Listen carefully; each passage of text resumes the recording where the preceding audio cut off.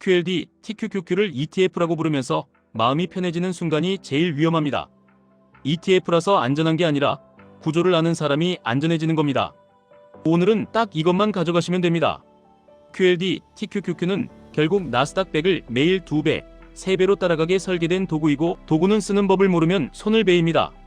ETF는 펀드인데 주식처럼 거래소에 올려둔 펀드입니다. 예전 펀드는 가입하고 해지하는 방식이라 귀찮고 느렸습니다. ETF는 그냥 계좌에서 바로 사고 바로 팔 수 있게 만든 펀드입니다. 그래서 사람들이 몰리고 돈이 몰리면 운용사는 그 돈으로 안에 들어있는 종목들을 규칙대로 다시 사야 합니다. 여기서부터 ETF는 단순한 상품이 아니라 시장의 매수 버튼을 자동으로 누르는 기계가 됩니다. 이 구조를 이해하면 QLD, TQQQ가 왜 사람을 미치게 만드는지 바로 보입니다. QLD, TQQQ는 나스닥이 오르면 훨씬 빠르게 달립니다. 그래서 뇌가 단기간의 쾌감을 기억합니다. 그런데 나스닥이 흔들리기 시작하면 같은 속도로 계좌를 흔듭니다. 그때 대부분은 ETF니까 괜찮겠지라고 착각합니다. 착각이 아니라 계산이 달라지는 겁니다.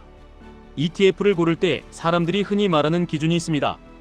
운용사가 큰 곳, 수수료 싼 것, 거래량 많은 것.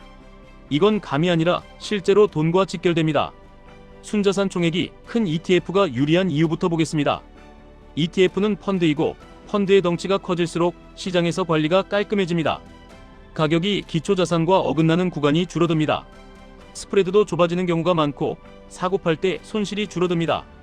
덩치 작은 ETF는 거래가 뜸해질수록 가격이 미묘하게 비싸지거나 싸지는 일이 생깁니다. 그 차이가 매일은 작아 보여도 반복되면 수익률을 갉아먹습니다. 두 번째는 비용입니다. ETF는 자동으로 굴러가는 것처럼 보여도 사람과 시스템이 움직입니다. 지수를 따라가려면 리밸런싱을 해야 하고 거래 비용이 발생합니다. 운용 보수도 붙습니다. 패시브 ETF는 대체로 비용이 낮은 편입니다. 그런데 레버리지 ETF는 구조상 비용이 더 비싸지기 쉽습니다. 파생 상품을 굴리고 매일 목표 배수를 맞추려면 관리 비용이 들어가기 때문입니다. QLD, TQQQ는 바로 여기에서 출발부터 일반 인덱스 ETF와 성격이 갈립니다. 세 번째는 거래량입니다. ETF는 펀드인데 주식처럼 거래가 됩니다. 거래가 활발하면 가격이 기초지수에 더 잘 붙습니다. 거래가 한산하면 이상하게 움직이는 날이 나옵니다. 특히 급락 급등 같은 날 원하는 가격에 못 사고 못 파는 경험을 하게 됩니다. 초보가 ETF에서 다친다고 하는 지점이 여기입니다. 내가 산 건 나스닥 2배 3배라고 생각했는데 실제 체감은 2배 3배가 아니라 내 계좌만 2배 3배로 흔들리는 날이 나옵니다. 네 번째는 분배금입니다. ETF 안에 들어있는 종목이 배당을 주면 ETF도 분배금을 줄 수 있습니다. 다만 QLD, TQQQ를 분배금용으로 접근하시는 건 목적이 흔들릴 가능성이 큽니다. 이 두 상품은 배당보다 변동성과 추세를 먹는 도구에 가깝습니다. 월배당이 필요하면 애초에 설계가 다른 ETF를 보시는 게 맞습니다. 이제 ETF 종류를 정리해 보겠습니다. 패시브, 액티브, 그리고 테마와 섹터. 패시브는 지수를 그대로 따라갑니다. 코스피, 나스닥, S&P 같은 큰 길을 그대로 걷는 방식입니다. 액티브는 지수를 이기려고 매니저가 비중을 바꾸면서 초과 수익을 노립니다. 테마와 섹터는 로봇, 반도체, 2차 전지처럼 특정 묶음을 만들어 그 묶음의 지수를 따라갑니다. 겉으로는 패시브처럼 보이지만 실제 체감은 특정 산업의 운명을 타는 방식이 됩니다. 여기서 QLD, TQQQ는 어디에 들어가느냐? 지수를 따라가는 패시브의 규칙을 갖고 있지만 레버리지라는 엔진을 단 겁니다. 지수는 나스닥 100이고 목표는 매일 2배, 3배입니다. 핵심은 매일입니다. 이 매일이라는 단어 하나가 장기 수익률을 완전히 다른 게임으로 바꿉니다. 레버리지 ETF의 가장 큰 함정은 수익률이 누적되는 방식입니다. 사람들은 이렇게 생각합니다. 나스닥이 한 달에 10% 오르면 QLD는 20%, TQQQ는 30% 오르겠지. 추세가 깔끔하면 비슷하게 보일 때도 있습니다. 하지만 시장이 흔들리면 계산이 깨집니다. 예를 들어보겠습니다. 기초가 100이라고 하겠습니다. 하루에 20% 올랐다가 다음날 20% 빠졌다고 하겠습니다. 100에서 20% 오르면 120입니다. 120에서 20% 빠지면 96입니다. 원금으로 돌아오지 않습니다. 그런데 2배 레버리지면 첫날 대략 40% 올라 140이 됩니다. 여기서 둘째 날 기초가 20% 빠졌으니 레버리지는 대략 40% 빠져야 비슷한 구조가 됩니다. 140에서 40% 빠지면 84입니다. 같은 흔들림을 겪었는데 손실이 훨씬 커집니다. 이게 변동성 끌림입니다. 추세가 아니라 흔들림이 길어질수록 레버리지는 생각보다 수익이 안 나거나 생각보다 손실이 커집니다. 이걸 알고 나면 질문이 하나로 모입니다. 그럼 QLD, TQQQ는 하면 안 되는 겁니까? 정답은 이렇게 바뀝니다. 하면 안 되는 게 아니라 역할을 정하고 써야 합니다. 망치로 밥을 먹으려 하면 안 되는 것과 같습니다. 못을 박을 때는 망치가 신입니다. 밥 먹을 때는 숟가락이 신입니다. QLD, TQQQ는 숟가락이 아니라 망치입니다. 그럼 역할을 어떻게 정하느냐? 여기부터가 진짜 실전입니다. 첫째, 이 상품은 내 포트폴리오의 중심이냐, 보조무기냐를 먼저 결정하셔야 합니다. 중심이라면 변동성을 견딜 수 있는 구조가 있어야 합니다. 현금 흐름, 매수 계획, 심리적 방어선, 손실 구간에서의 행동 규칙이 있어야 합니다. 보조무기라면 규칙이 더 간단해집니다. 비중을 작게 잡고 추세가 좋을 때만 쓰고 추세가 꺾이면 내려놓는 방식이 됩니다. 둘째, 기초자산을 기준으로 생각하셔야 합니다. QLD, TQQQ를 보지 마시고 나스닥 100이 어떤 구간인지부터 보셔야 합니다. 나스닥 100이 추세 상승인지 횡보인지 하락 추세인지에 따라 레버리지의 체감은 완전히 달라집니다. 레버리지 ETF를 하면서 지수는 안 보고 가격만 보는 순간 감정이 운전대를 잡습니다. 셋째, 진입은 한 번에 끝내지 마시고 구간을 나누셔야 합니다. 레버리지는 매수 타이밍이 곧 리스크 관리입니다. 한 번에 몰빵하면 운이 나쁘면 멘탈이 먼저 무너집니다. 분할은 수익을 줄이는 게 아니라 살아남는 확률을 올립니다. 예를 들어 이런 식입니다. 첫 매수는 계획한 비중의 일부만 들어갑니다. 다음 매수는 지수가 단기 추세선을 이탈했을 때, 혹은 특정 이동평균 아래로 내려왔을 때, 혹은 변동성이 커졌을 때처럼 조건을 붙입니다. 이렇게 조건을 붙이면 내 감정이 아니라 내 규칙이 매수 버튼을 누릅니다. 넷째, 익절도 규칙으로 만드셔야 합니다. 레버리지는 수익이 나면 더 들어가고 싶어지는 구조입니다. 그래서 수익 구간에서 오히려 더 위험해집니다. 정해둔 목표 구간에 오면 일부를 줄이고 남은 일부는 추세를 따라가게 하는 방식이 훨씬 안정적입니다. 특히 전고점 부근 혹은 과열 지표가 뜨는 구간에서는 일부 이익 실현이 심리 방어막이 됩니다. 이 방어막이 있어야 다음 조정에서 다시 들어갈 용기가 생깁니다. 다섯째, 인버스는 투자라고 생각하지 마시고 단기 방패라고 생각하셔야 합니다. 인버스도 파생 구조라 시간이 길어질수록 불리해지는 구간이 생깁니다. 추세 전환이 명확할 때 짧게 쓰는 게 아니라면 계좌를 갉아먹는 날이 많아집니다. 레버리지 인버스는 더 빠르게 갉아먹습니다. 여섯째, 환해지는 대부분의 개인에게는 득보다 실이 될 때가 많습니다. 환율을 고정시키는 순간 비용이 발생합니다. 해외 자산에 투자하는데 환율 변동까지 내가 통제하겠다고 들어가면 관리가 복잡해지고 비용이 늘어납니다. 단기 목적이 아주 뚜렷할 때만 고려하시는 게 낫습니다.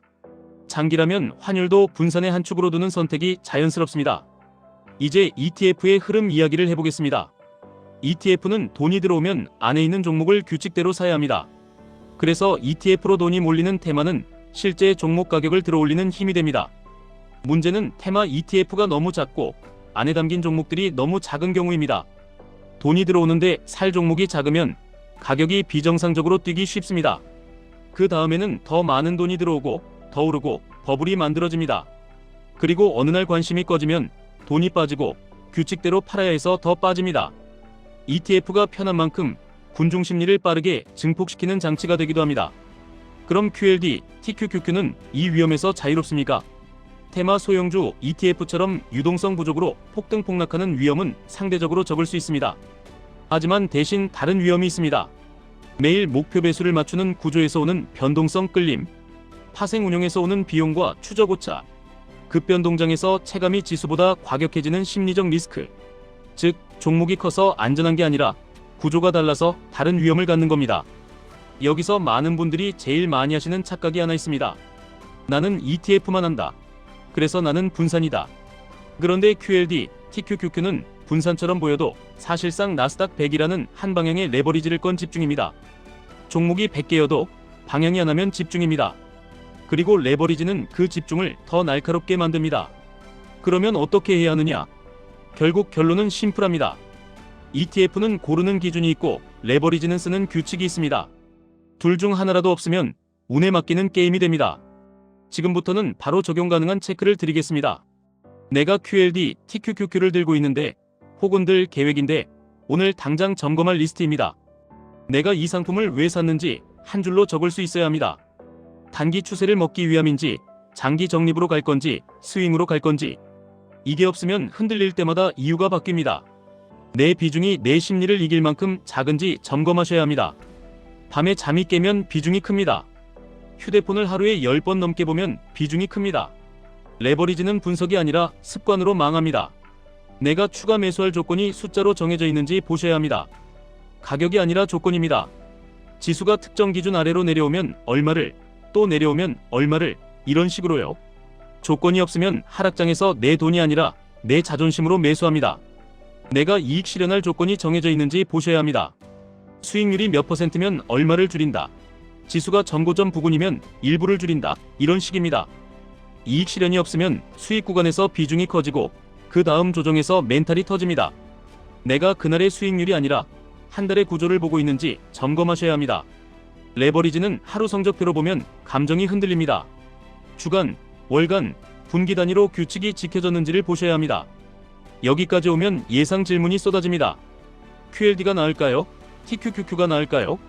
정답은 본인의 변동성 내성입니다. TQQQ는 속도가 3배인 만큼 감정도 3배로 흔들릴 가능성이 큽니다. QLD는 그나마 완충이 있습니다. 대부분의 초보는 QLD로 구조를 익히고 규칙이 생긴 다음에 TQQQ를 보조로 쓰는 쪽이 사고가 덜 납니다. 그럼 장기로 적립식하면 괜찮지 않나요? 장기 적립식은 가능하지만 전제가 있습니다. 중간에 큰 낙폭이 와도 현금 흐름이 끊기지 않아야 합니다. 계획대로 더 살 수 있어야 하고 못 사더라도 팔지 않을 규칙이 있어야 합니다. 레버리지는 장기라고 해서 자동으로 쉬워지지 않습니다. 오히려 장기일수록 심리전이 길어집니다. 레버리지의 단점을 알았으면 그냥 QQQ만 하면 되는 거 아닌가요? QQQ는 훌륭한 기본기입니다. 하지만 사람마다 목적이 다릅니다. 어떤 분은 빠르게 기회를 잡고 싶고, 어떤 분은 변동성을 감당할 수 있고, 어떤 분은 짧게 전술적으로 쓰고 싶습니다. 그럴 때 QLD, TQQQ는 도구가 됩니다. 다만 도구를 쥐는 손에 규칙이 있어야 합니다. 환율 때문에 무서운데 환해지 상품을 해야 하나요? 단기로 원화 기준 수익을 고정하고 싶은 목적이 명확하면 고려할 수 있습니다. 하지만 대부분은 비용과 관리 복잡성이 이득을 잡아먹습니다. 특히 레버리지에 환해지까지 얹으면 변수가 너무 많아집니다. 처음에는 변수를 줄이는 쪽이 성과가 났습니다. 마지막으로 제일 중요한 질문입니다. ETF는 돈이 들어오는 걸 사라고 하던데 그럼 돈 들어오는 QLD, TQQQ만 사면 되나요? 자금 유입은 강력한 신호가 될 수 있지만 전부는 아닙니다.